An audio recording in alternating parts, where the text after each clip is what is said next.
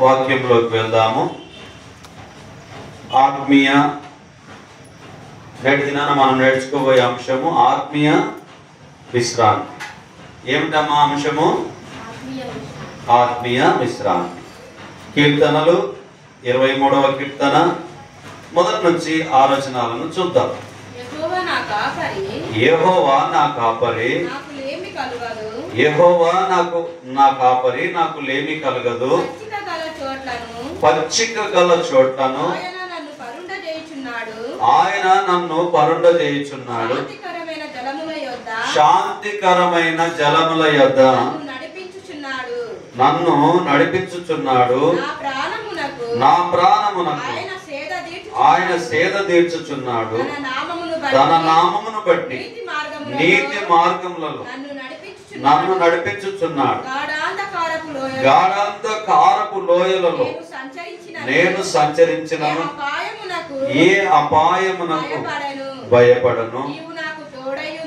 నీవు నాకు తోడై ఉందువు. నీ దుడ్డుకరయు నీ దండమును నన్ను ఆదరించును. ఇక్కడ ఆగుదాం. 2వ వచనాన్ని మళ్ళీ చదువుకుందాం.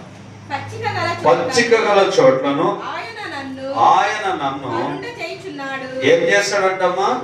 పచ్చిక గల చోట్ల ఆయన నన్ను పరుండ చేయుచున్నాడు. చాలా వరకు మనం ఏమనుకుంటాము, ఈ లోకానుసారంగా ఆలోచన చేసేటటువంటి వాళ్ళ వల్ల మనం ఏమని ఆలోచన చేస్తాము, మనము ఆర్థికంగా దివింపబడితే బాగుండమని అనుకుంటాం.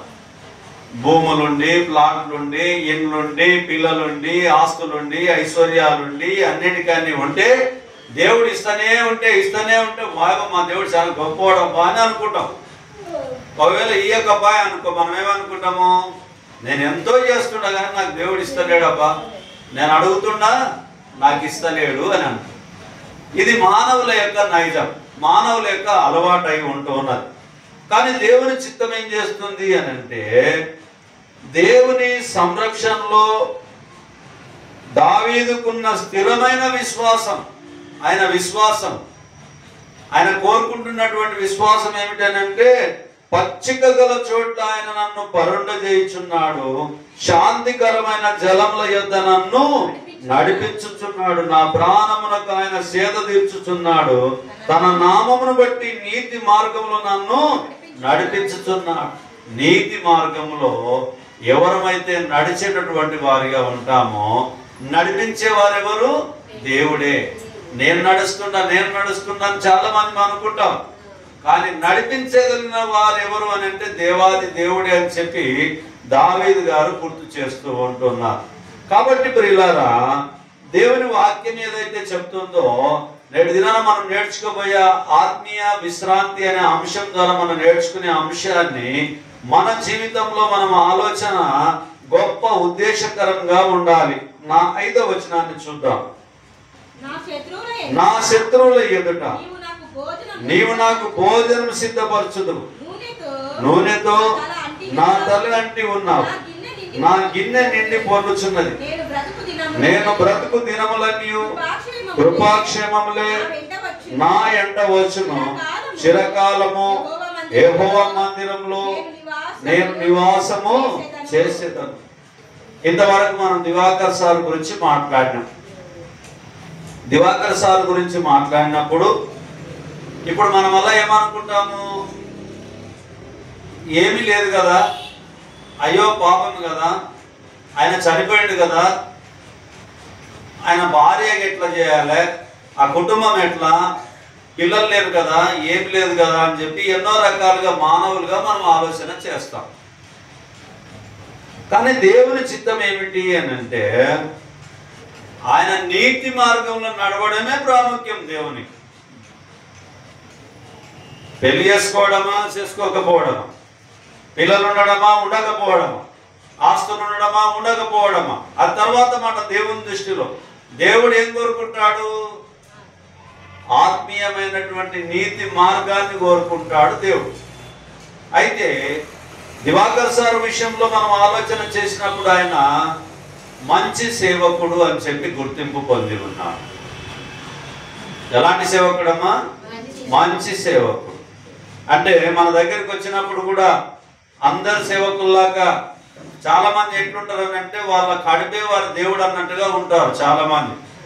మనము పెడితే తిన్నాడు, మనం పెట్టకపోతే తిన్నాడు, మనం ఇస్తే తీసుకున్నాడు, ఇవ్వకపోతే తీసుకోవాలి. వాక్యము ఎవరికైనా ఖచ్చితంగా వాక్యం చెప్పే మనసు. అయ్యో ఈ అమ్మ నాకు కొంచెం కానుకిస్తుంది కదా, ఈ అమ్మను చూసి చెప్పాలి వాక్యం అనే తత్వం కాదు. వాక్యంలో ఏదైతే ఉంటే నేను అదే చెప్తా అనే మనసు. మరి మనము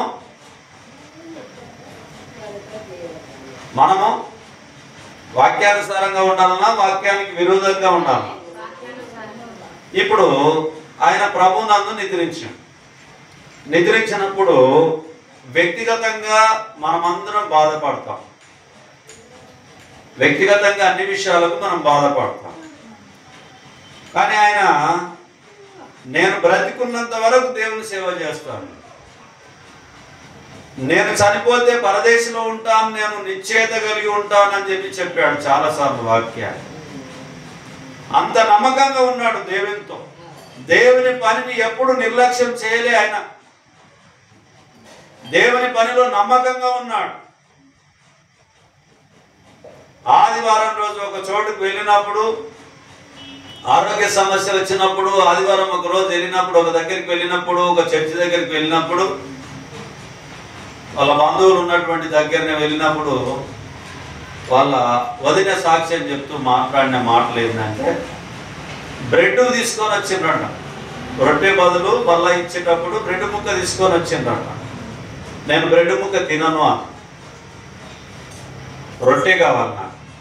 వాక్యం ఏదైతే చెప్తుందో రొట్టె అన్నాడు దేవుడు, ఈ బ్రెడ్ నేను తినను అని ఆ రొట్టె చేపించి ప్రార్థన చేసుకొని బలలో చేయి వేశాడు.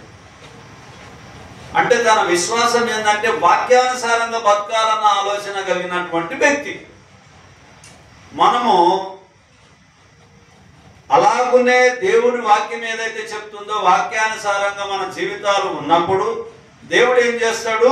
పచ్చిక గల చోట నన్ను ఆయన పరుండ చేయుచున్నాడు. పచ్చిక గల చోట్లను ఆయన నన్ను పరుండ చేయుచున్నాడు. శాంతికరమైన జలముల యొద్ద నన్ను నడిపించుచున్నాడు. నా ప్రాణమునకు ఆయన సేద తీర్చుచున్నాడు.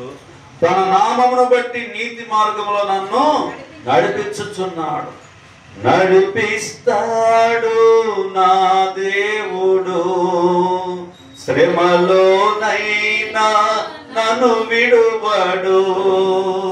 అడుగులు తడబడినా, అలసట పైబడినా, అడుగులు తడబడినా, అలసట పైబడినా, చేయి పట్టి నన్ను తట్టి చక్కని ఆలోచన చెప్పి నడిపిస్తాడు నా దేవుడు. శ్రమలోనైనా నన్ను విడువడు. ఆయన ఎన్నో శ్రమలు అనుభవించాడు. దివాకర్ గారు సయాటిక వ్యాధితో బాధపడుతూ ఒక వైపు ఇట్లే వంగి నడుస్తుండే. ఆ నడుములు చాతగాక, ఆరోగ్యం సహకరించక చిన్నగడుమూరు గ్రామానికి అలాగనే సేవకు వెళ్తుండే. అతని దగ్గర బైక్ లేకుండే, సైకిల్ లేకుండే, ఏం లేకుండే. ఆటోలు వచ్చినంత వరకు నిలబడి, ఆటోలు వచ్చిన తర్వాత, బస్సు వచ్చిన తర్వాత ఎక్కిపోయేటటువంటి వ్యక్తి. అట్లా చాలా సంవత్సరంలో చిన్నగడుమూరులో పరిచర్య చేసి చిన్నగడుమూరులో సంఘాన్ని బలపరిచాడు. ఏమీ ఆశించలేడు. వచ్చే కానుకలు కూడా అక్కడనే పెట్టాడు. ఆ రోజు 10 రూపాయలు పడినా 100 రూపాయలు పడినా కానుకలు అక్కడనే పెట్టి వచ్చేవాడు. తను తీసుకొని వచ్చేటోడు కాదు. ఆ కానుకలు ఎప్పుడైనా మనకు ఉపయోగపడతాయి సేవ కొరకు అని చెప్పి 1 రూపాయి కూడా దాంట్లోకి వెళ్ళి తీసుకునేవాడు ఆయన కాడు. అంటే తన విశ్వాసం అట్లా కాపాడుకున్నాడు. తాను ఆర్థిక వనరుల మీద దృష్టి పెట్టలేడు. నేను డెవలప్మెంట్ కావాలి, నా కుటుంబం డెవలప్మెంట్ కావాలి, నేను బ్రతకాలి, ఆ బతుకుదేరు ఎక్కడ ఉందో అని చెప్పి దేవుని వాక్యంలో ఆయన బతుకుదేరుని చూసుకోలే. ఎక్కడ చూసుకున్నాడు? బ్రతుకుట క్రీస్తు, చావైతే నాకు లాభం, మేలు నాకు. బ్రతుకుట క్రీస్తు కొరకే నేను బ్రతుకుతా, చావైతే నాకు లాభము మేలు అన్నాడు. అలాగనే బ్రతికాడు. అలాగనే బ్రతికి చనిపోయినంత వరకు కూడా దేవుని సేవలో ఉన్నా. ఏ ఒక్కరోజు బంధు కావడానికి మనసు అతనికి అంగీకరించలేదు. ఆరోగ్యం సహకరించకపోయినా, చేత కాకపోయినా చర్చి దగ్గరికి వచ్చి కూర్చొని ఆదివారం బల్లలో చేయి వేసి ఇంటికి వెళ్ళేవాడు. అనేక సందర్భంలో నేను ఆయన మా జీవితంలో దాదాపు 7-8 సంవత్సరాలు మా ఇద్దరి మధ్యలో ప్రయాణం కొనసాగింది. ఇద్దరం ఒకే బండి మీద పోవాలి, ఒకే దగ్గర భోజనం చేయాలి. ప్రయాణంలో నాకు తెలియని విషయాలను ఆయన ఆత్మీయ జ్ఞానాన్ని వాక్య రూపకంగా ఇలా చదవాలి, ఇలా చెప్పాలి, ఇలా నేర్చుకోవాలి, ఇలా రాసుకోవాలి, ఇట్లా టైంకి ఉండాలి అని చెప్పి అన్ని విషయాలు నాకు హెచ్చరిక చేసిండు ఆయన. ఈరోజు నేను మీ ముందుకు మాట్లాడుతూ ఉన్నా అంటే ఆయన ఆత్మీయ స్థితిలో బలపరిస్తే నేను ఇక్కడ మీ ముందు మాట్లాడుతూ ఉన్నా. ఆయన పరిచర్య ఏం వ్యర్థం కాలే. ఇప్పుడు ఆయన వెళ్ళిండు, దేవుడు పిలుచుకున్నాడు, దేవుడు మంచి వాటిని దేవుడు పిలుచుకున్నాడు. పిలుచుకున్నప్పుడు దేవుని దగ్గర ఆయన ఉన్నాడు. ఆయన బ్రతుకులో పాపము లేని జీవితాన్ని జీవించాడు. ఎలాంటి జీవితం జీవించిండు? పాపము లేని జీవితాన్ని జీవించాడు. ఆదివారం చర్చికి పోకుండా ఉండే మనసు కాదండి. ప్రతి ఆదివారము ప్రతిరోజు దేవుని పనిలో ఉండాలి, దేవుని సేవ చేయాలనేటటువంటి మంచి ఆలోచన కలిగినటువంటి గొప్ప వ్యక్తి. అలాగనే తన జీవితంలో తన భార్య వచ్చింది, వివాహం చేసుకున్నాడు. ఆమె కూడా మానసికంగా అమాయకురాలు, మానసికంగా డిస్టర్బ్ అయినటువంటి ఆమె గురించి ఆమెకేం తెలియదు. అయితే ఆమెను మ్యారేజ్ చేసుకొని సంటి పిల్లని కదా చూసుకున్నట్టుగా ఆయన చూసుకున్నాడు. ఎక్కడికి వెళ్ళినా లీలమ్మ చేయబట్టుకో, అక్కడిక్కడ దాటొద్దు, ఆగు అని చెప్పి ఎంబడ పెట్టుకొని, ఏడికి వెళ్ళినా ఎంబడ పెట్టుకొని ఎంబడ వచ్చేది. అట్లా వచ్చి ఆమెకేమీ తెలియదు, ఏమీ తెలియదు. అలాంటి మనిషిని ఆయన పెళ్లి చేసుకొని తన జీవిత భాగస్వామిగా చేసుకొని ఆమెకు సేవ చేసిండు. దేవుని సేవ చేసిండు, ఆమెకు సేవ చేసిండు. బాగలేదు కదా విడిచిపెట్టలే. చాలా మంది ఈరోజు భర్తలు ఏం చేస్తారు? భార్య ప్రవర్తన బాలేకపోతే, లేకపోతే భార్య అమాయకురాలు అయితే, భార్య జ్ఞానవంతురాలు కాకపోతే విడిచిపెట్టేస్తారు. నాకు బాగలేదు, నేను వదిలిపెట్టాలనుకుంటున్నా అని వదిలిపెట్టేస్తారు. కానీ తాను చేసుకునేటటువంటి అమ్మాయి విషయంలో తాను ఏం ఆలోచన చేసి ఉంటానంటే, నేను 40 సంవత్సరాల తర్వాత పెళ్లి చేసుకుంటున్నాను, నాకు రాబోయే భార్య దేవుని పనికి ఆసర కావాలి, దేవుని పరిచర్యకు ఆసర కావాలి, అలాంటి భార్య నాకు కావాలి. ఇంకోటి 40 తర్వాత నేను పెళ్లి చేసుకుంటున్నా కాబట్టి నా వయసుకు తగిన పాప కావాలి, నా వయసుకు తగిన పాపను నేను చేసుకోవాలి. మరి పూర్తి చిన్న పాప నేను చేసుకోకూడదు. ఒకవేళ చేసుకుంటే లేనిపోని పరిస్థితులు, ఒకవేళ పాపంలో పడిపోతే ఒకవేళ దేవునికి అవమానం అవుతుంది, నా కుటుంబానికి అవమానం అవుతుంది. ఆమె ఎదురాడేటటువంటి భార్య అయితే నాకు ఇబ్బంది అవుతుంది. నాయనా నీ చిత్తం అని చెప్పి ఆమె బలహీనమైనటువంటి స్థితిలో ఉన్నప్పుడే ఆయన తెలుసుకొని పెళ్లి చేసుకున్నాడు. ఆ రాత్రికి ఆయనను చూసి కుటుంబస్తులు, నాయనా ఈమె జర అమాయకంగా ఉన్నట్లు ఉంది, వద్దు బిడ్డ అని చెప్పారు. లేదు నాయనా నేను చేసుకుంటాను, నేను మాట ఇచ్చిన నేను చేసుకుంటాను. పెళ్ళైన తర్వాత కూడా ఆమె ఇట్లుంది కదా అని చెప్పి అంటే, నేను ఇష్టమై చేసుకున్నాను, నా భార్యను నేను పోషించుకుంటాను, నేను సేవ చేస్తా ఆమెకు అని చెప్పి మరణం వరకు ఆమెను విడిచిపెట్టకుండా నమ్మకంగా ఉంది. దేవుని పనిలో నమ్మకంగా ఉన్నాడు. తన భార్యను సరిగా జ్ఞానంతో ఏలడానికి జ్ఞానవంతుడుగా ఉన్నాడు. ఆత్మీయ స్థితిలో హెచ్చరిక చేస్తూ, బుద్ధి చెప్తూ, గద్దిస్తూ దేవుని పరిచర్యలో ముందు ఉన్నటువంటి వ్యక్తి. కాబట్టి ప్రియమైనటువంటి సహోదరి సహోదరులారా, వాక్యం వింటున్నటువంటి నీ నా జీవితంలో కూడా క్రీస్తును మనం మాదిరిగా చూసుకొని దేవుని వాక్యంలోకి ముందుకు పోతాం. మనం ఎవరు మనకు మాదిరి అని అంటే యేసయ్య ప్రేమ, దేవుని ప్రేమ, కల్మషం లేని ప్రేమ, ఆటంకం లేని ప్రేమ, నిర్మలమైనటువంటి ప్రేమగా ఉంటున్నది దేవుని ప్రేమ. అదే ప్రేమను దివాకర్ గారు తన కుటుంబానికి, తన భార్యకు, దేవుని పరిచర్యకు యథార్థమైన ప్రవర్తన కలిగి తాను జీవించి ఉన్నాడు. అలాగనే చూద్దాము. నిర్గమకాండము 23వ అధ్యాయము 14వ వచనం నుంచి 17వ వచనం వరకు చూద్దాం.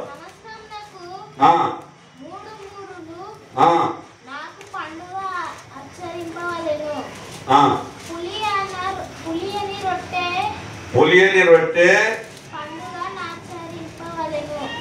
రొట్టె పండుగను ఆచరింపవలెను.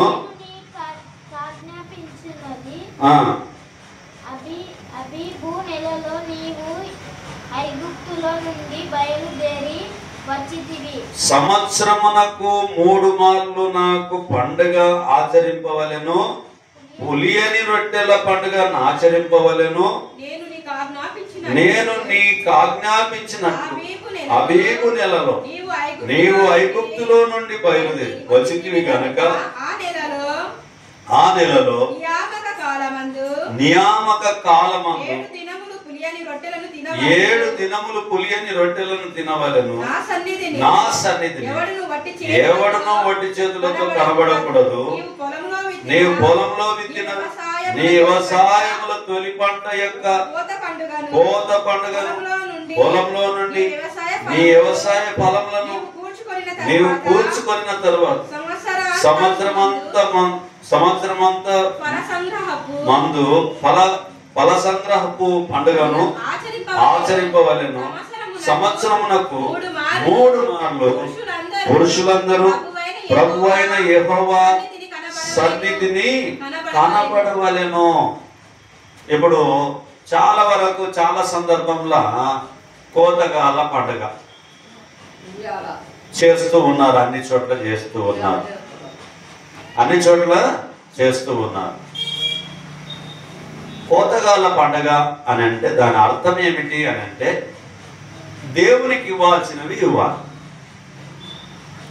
మన ప్రథమ ఫలము కుమారుడైతే సేవకియాలి, పంట అయితే సేవకియాలి, ఆర్థిక వనరులైనా సేవకియాలి. దశమ భాగాన్ని పాత నిబంధనలో ఇవ్వడానికి దేవుడు ఏం చేసాడు? ఏర్పాటు చేశాడు. అయితే అందుట్లో మనం ఏం చేస్తాము? దొంగతనం చేస్తాం.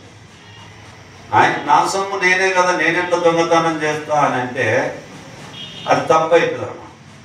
దేవుడు చెప్పిన దాన్ని తీసి పక్కకెడితే అది కరెక్ట్ అన్నమాట. దేవుని కాకుండా అందుట్లోకి వెళ్ళి కూడా మనం తినుకుంటూ పోతూ ఉంటే ఏమవుతుందంటే దేవుని ఉగ్రత ఒకరోజు మనకు వస్తుంది. అంటే మనం బాగుంటామని అనుకుంటాం కానీ ఫలభరితంగా లేకుంటాం, ఆర్థికంగా అభివృద్ధి పొందాం. దేవునికి ఇచ్చేది ఇచ్చి మనం పని చేసుకుంటే దేవుడు ఆశీర్వదిస్తాడు. ఇప్పుడు తల్లిదండ్రులను ఎందుకు సన్మానించమని చెప్తుంది దేవుని వాక్యము? దీర్ఘాయుష్మంతుడు కావడానికి దేవుడు ఆధిక్యతను తల్లిదండ్రుల దగ్గర ఉంచిండు కాబట్టి నీ తల్లిని సన్మానింపుము, భూమి మీద నీవు దీర్ఘాయుష్మంతుడు అగునట్లు అని చెప్పి దేవుని వాక్యం మనకు తెలియపరచబడింది. నిర్గమకాండంలో చెప్పబడింది, అలాగే ఎఫెసీ పత్రికలో చెప్పబడి ఉంది. ఎందుకంటే తల్లిదండ్రిని ఎందుకు చూసుకోమని చెప్తుంది దేవుని వాక్యము? దీర్ఘాయువు ఎవరి దగ్గర ఉంది? తల్లిదండ్రులకు ఇచ్చిండు. తల్లిదండ్రులను ప్రేమతో చూసుకున్నటువంటి వారికి దేవుడు దీర్ఘాయువును ఇస్తాడు. తల్లిదండ్రులు నాయనాన్ని బాగుండాల బిడ్డ అని ఆశీర్వదిస్తే ఆ పిల్లలు గొప్పవాళ్ళు అవుతారు. ఏ తల్లిదండ్రులు అయితే పిల్లల్ని తిట్టుకుంటా శాపనార్థాలు పెట్టుకుంటే ఆ పిల్లలు నష్టపోతారు. అది మనకు తెలియదు. చాలా మందికి నేను తిడితే ఏమవుతుంది లే, నా పిల్లలనే కదా నేను తిట్టేది అని అనుకుంటాం చాలాసార్లు. ఎవరైతే వాక్యాన్ని చూస్తున్నారు, ఎవరైతే వాక్యాన్ని వింటున్నారో ప్రియ సంగమా, మీరు తిట్టే తిట్లు మీ పిల్లలకు శాపాలుగా తగులుతాయి అనేటటువంటిది జ్ఞాపకం ఉంచుకోండి. ఎప్పుడు మీ పిల్లల్ని తిట్టవుతాయి, కొట్టండి, అవసరం పడుతుంది. బెత్తం వాడండి. పిల్లల్ని కొడితే తప్పేం కాదు. దేవుని వాక్యంలో శిక్షించని పిల్లలు గొప్పవాళ్ళు కాదు, కానీ తిట్టవద్దు, శాపనార్థాలు పెట్టవద్దు. శాపనార్థాలు ఎవరికైతే మనం పెడతామో ఆ పిల్లలు గొప్పవాళ్ళు కాదు. దేవునికి ఇచ్చేది దేవునికి ఇవ్వాలి, తల్లిదండ్రులకు గౌరవించేది తల్లిదండ్రులకు గౌరవించాలి. అట్లా కాకుండా ఉండడం వల్ల మనకు లాభము కలగదు అని చెప్పి దేవుని వాక్యం మనకు తెలియపరచబడుతుంది. కీర్తనలు 32 2వ వచనాన్ని చూద్దాం. యెహోవా చేత నిర్దోషి అని ఎంచబడిన వాడు, ఆత్మలో కపటము లేనివాడు. ఏం చేయమ్మా, ఏముండకూడదు అంటమ్మా మనిషిలోన? నిర్దోషి అని ఎంచబడిన తర్వాత నిర్దోషి అని ఎప్పుడు ఎంచబడతాం మనము? ఎప్పుడు ఎంచబడుతుందమ్మా చెప్పండి, చాలాసార్లు వాక్యం మీద చెప్పండి.